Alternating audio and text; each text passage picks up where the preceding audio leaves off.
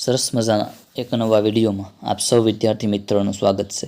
આજે આપણે ધોરણ 4 સ્વાધ્યાયન પોથી એમાં ભાગ નંબર 2 પર્યાવરણ વિશેની સમજૂતી મેળવવાના છીએ। એમાં પાઠ નંબર આપણે 8 જે હતો રૈયા પહોંચી મામાના ઘેર કે 1 થી 8 પાઠ આપણે જોયા અને આજે 9મો પાઠ આપણે જોવાના છીએ કે બદલાતા કુટુંબો। 1 થી 8 પાઠની લિંક પણ નીચે ડિસ્ક્રિપ્શનમાં આપેલી છે। એ વિડીયો તમે ના જોયા હોય તો ફટાફટ જોઈ લેજો। તો આપણે આ શરૂઆત કરીશું બદલાતા કુટુંબો પાઠ નંબર 9। જોઈએ આપણે પ્રશ્ન 1 વિચારો અને લખો કે તમારા કુટુંબનું વૃક્ષ દોરો અને તમારા નાનાના કુટુંબનું વૃક્ષ અહીં તમારું અને અહીં તમારા મમ્મી એટલે કે આપણા મામાનું જે કુટુંબ હોય એ લખવાનું છે। આપણે કાયદેસર વૃક્ષ દોરવાનું કીધું છે। તમે આ રીતે આમ વૃક્ષ દોરી શકો આમાં આમ, પછી અહીંયા તમારું કુટુંબનું નામ ને એવું બધું લખવાનું થાય રીતે દોરી રેડી। મેં જો લખ્યું છે પછી તમારી રીતે લખી દેવાનું કે દાદાનું કુટુંબ હોય એમાં આપણા કાકા દાદા અને પિતા બધા રહેતા હોય। એક ભાઈ હોય તો કાકા અને આપણે પપ્પા અને કાકા થાય, પણ 2-3 ભાઈઓ હોય તો દાદા પણ થાય, કાકા હોય ને પોતે હોય। તો એમાં પછી કાકામાં એના કુટુંબમાં કોણ છે તો કે છોકરો છોકરી હોય, દાદાના છોકરા છોકરી છોકરો છોકરી જે હોય એ, અને પિતામાં છોકરો 2 છોકરા હોય તો 2 છોકરા અને 2 છોકરી હોય તો છોકરીઓ। પછી નાના એટલે આપણા મમ્મીનું ઘર જ્યાં આપણે પિયર હોય એનું હોય, એમાં મામાના છોકરા હોય લખવાના, એક મામા હોય તો એકનું અને બેનું હોય તો બેનું લખી દેવાનું। તો વૃક્ષ દોરવાનું રહેશે, પછી લખો તો યોગ્ય વધારે સારું। તેમાં રહેલો તફાવત નોંધવાનો છે। જો મારા કુટુંબ અને મારા નાનાનું કુટુંબ વૃક્ષ ઘણું જુદું પડે કે મારા કુટુંબમાં દાદાને 6 પુત્રો છે જ્યારે નાનાને 2 પુત્ર છે। મારા કુટુંબના બધા જ સભ્યો એક જ કુટુંબમાં સાથે રહે છે જ્યારે નાનાના કુટુંબમાં બધા જ સભ્યો અલગ અલગ રહેતા હોય છે, એટલે કુટુંબ અલગ પડી જાય। હવે છે બીજો પ્રશ્ન। નીચેના પ્રશ્નોના જવાબ જો આપણે વિગત આપી છે એમાં તમારા કુટુંબ, તમારા મામાનું કુટુંબ અને તમારા ફુવાનું એટલે કે આપણે ફઈ જે કે એનું કુટુંબ। તો જુઓ કુટુંબ હાલ ક્યાં રહે છે તો કે અમારું કુટુંબ મેથળી, મામાનું કુટુંબ તો કે કીડી, ફુવાનું કુટુંબ તો કે પોરીંગડા। અહીં તમારું લખવાનું છે। છેલ્લા કેટલા વર્ષોથી ત્યાં રહે છે તો કે 60 વર્ષથી, મામાનું કુટુંબ તો કે 70 વર્ષથી અને ફુવાનું કુટુંબ તો કે 70 વર્ષથી। પછી 10 વર્ષ પહેલાં તે કુટુંબ ક્યાં રહેતું હતું તો કે અમે અહીંયા જ રહીએ છીએ, મામાને એ પણ ત્યાં જ રહેશે અને ફુવાને એ પણ ત્યાં જ રહેશે। આજે કુટુંબમાં કેટલા સભ્યો છે તો કે અમારે 5 છે, મામાને તે 4 છે અને ફુવાને 11 છે। પછી 10 વર્ષ પહેલાં કુટુંબમાં કેટલા સભ્યો હતા તો કે અમારે 5 હતા, અત્યારે પણ 5 જ છે, મામામાં 5 અને અત્યારે 13। પછી કુટુંબમાં છેલ્લા 10 વર્ષમાં ફેરફાર થવાના કારણો તો કે અમારે કંઈ ફેરફાર નથી। પછી મામાની દીકરીના લગ્ન થવાથી કુટુંબમાં એક સભ્ય ઓછું થયું, ફેરફાર થયો। પછી ફુવાની એક છોકરીના લગ્ન એટલે કે એક દીકરીના લગ્ન થવાથી તેમના કુટુંબમાં એક સભ્ય ઓછું થયું અને 2 ભાઈના લગ્ન થયા તો 2 સભ્યનો ઉમેરો થયો। પછી છે આગળ કે તમે આ બધા ફેરફારો વિશે શું અનુભવો છો તો કે કુટુંબમાં કંઈ ફેરફાર થયેલ નથી, જો હોય તો લખવાનું। તો અહીંયા શું છે કે નવા લોકો અને પરિવાર સાથે આનંદથી રહીએ છીએ।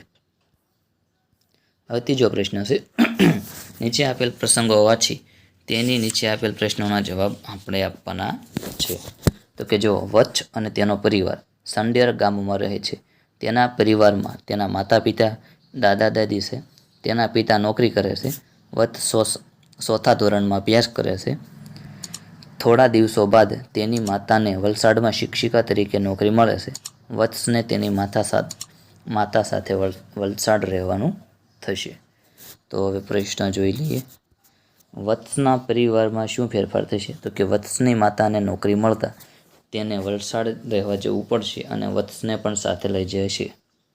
બીજો પ્રશ્ન વત્સની માતાની સાથે તેની મદદ માટે કોણ સાથે આવી શકે તો કે પિતા એટલે એના પતિ અથવા દાદા દાદી। ત્રીજો ક્વેશ્ચન છે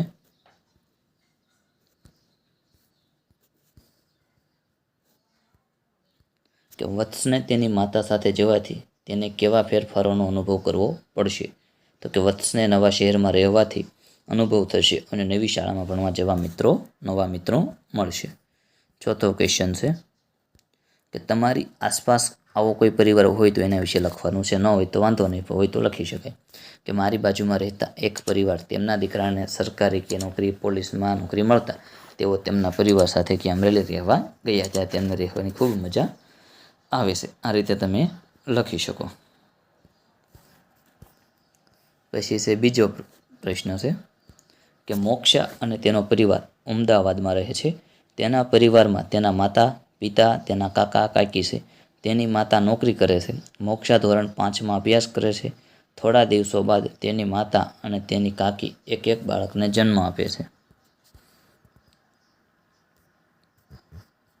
તો જોઈએ પહેલો પ્રશ્ન, મોક્ષાના પરિવારમાં શું ફેરફાર થશે? તો મોક્ષાના પરિવારમાં 2 બાળકોનો જન્મ થતાં તેને 2 ભાઈ બહેન મળશે.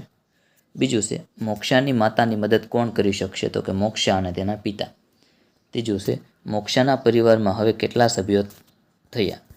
તો કે મોક્ષાના પરિવારમાં નવા જન્મેલા 2 બાળકો સહિત 7 સભ્ય થયા. મોક્ષા, એના માતા, એના પિતા, કાકા કાકી અને 2 બાળકો.